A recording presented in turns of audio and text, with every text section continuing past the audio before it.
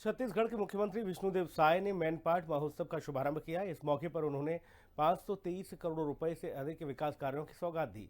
यहां कलाकारों को नया मंच मिला, जिससे छत्तीसगढ़ की संस्कृति को देश विदेश में पहचान मिलेगी। साथ ही महोत्सव विकास और विरासत का संगम बन गया है। संस्कृति और पर्यटन को नई पहचान देने की पहल। छत्तीसगढ़ के मैनपाट की वादियों में आयोजित 3 दिवसीय मैनपाट महोत्सव का भव्य शुभारंभ मुख्यमंत्री विष्णुदेव साय ने किया। इस मौके पर मुख्यमंत्री ने कहा कि ये महोत्सव छत्तीसगढ़ की संस्कृति, परंपरा और अस्मिता को राष्ट्रीय ही नहीं बल्कि वैश्विक स्तर पर पहचान दिलाने का सशक्त माध्यम बनेगा। समारोह में बड़ी संख्या में स्थानीय नागरिक, कलाकार और जनप्रतिनिधि मौजूद रहे। मुख्यमंत्री ने सभी को महोत्सव की शुभकामनाएं देते हुए इसे क्षेत्र के सामाजिक और आर्थिक विकास का महत्वपूर्ण मंच बताया। सभी लोगों को मैनपाट महोत्सव की बहुत बहुत बधाई देता हूं, बहुत बहुत शुभकामनाएं देता हूं। 2 साल पहले मैं मैनपाट महोत्सव में आया हुआ था और 2 साल बाद आज जब इस साल फिर आया हूं तो बड़ा परिवर्तन दिख रहा है। समारोह में भव्यता दिख रही है।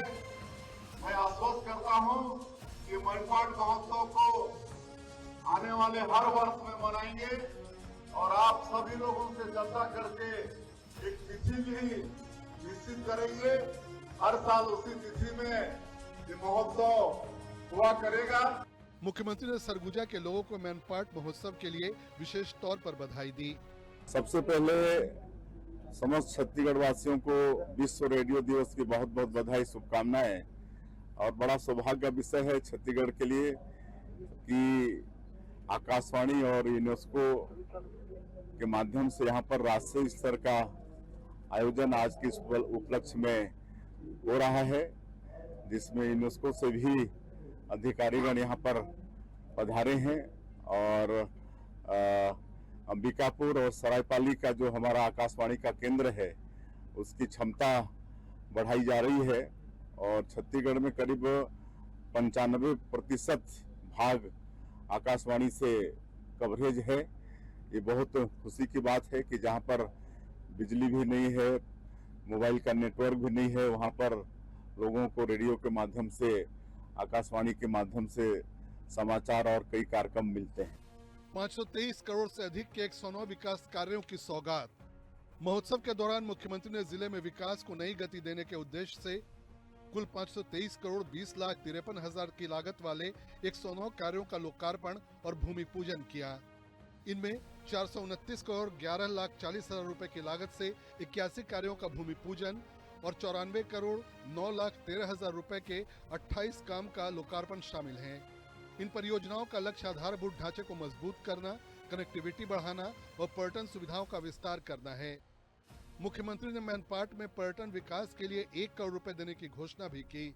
साथ ही सीतापुर में सर्व सुविधा युक्त बस स्टैंड के निर्माण का ऐलान किया, जिससे क्षेत्रीय परिवहन व्यवस्था को मजबूती मिलने की उम्मीद है। कलाकारों को मिला मंच, संस्कृति से होगा देश दुनिया का परिचय। कार्यक्रम को संबोधित करते हुए मुख्यमंत्री ने कहा कि इस महोत्सव के माध्यम से बाहर से आने वाले और स्थानीय कलाकारों को अपनी प्रतिभा प्रदर्शित करने का अवसर मिलेगा। इससे क्षेत्र की लोक संस्कृति को नया जीवन मिलेगा और पर्यटन को बढ़ावा। समारोह के दौरान तिब्बती समुदाय ने ताशी शोपा नृत्य प्रस्तुत कर मुख्यमंत्री का पारंपरिक स्वागत किया। अलग अलग विभागों की तरफ से लगाए गए स्टॉलों का मुख्यमंत्री ने अवलोकन किया और पात्र हितग्राहियों को जन कल्याणकारी योजनाओं से जुड़ी सामग्रियों का वितरण भी किया। विकसित छत्तीसगढ़ का संकल्प। मुख्यमंत्री विष्णुदेव साय ने अपने संबोधन में प्रधानमंत्री नरेंद्र मोदी के सबका साथ, सबका विकास, सबका विश्वास और सबका प्रयास के मंत्र का उल्लेख करते हुए विकसित भारत के लक्ष्य के साथ विकसित छत्तीसगढ़ बनाने की प्रतिबद्धता दोहराई। उन्होंने बताया कि महतारी वंदन योजना के तहत 70 लाख से अधिक महिलाओं के खातों में हर महीने 1000 रुपए भेजे जा रहे हैं और अब तक 15,000 करोड़ रुपए से ज्यादा की राशि वितरित की जा चुकी है। उन्होंने ये भी कहा कि केंद्र और राज्य सरकार की दृढ़ इच्छा शक्ति और सुरक्षा बलों के साहस के कारण प्रदेश का नक्सल प्रभावित क्षेत्र धीरे धीरे मुक्त हो रहा है। मुख्यमंत्री ने जवानों के साहस को नमन करते हुए इसे शांति और विकास की दिशा में बड़ा कदम बताया।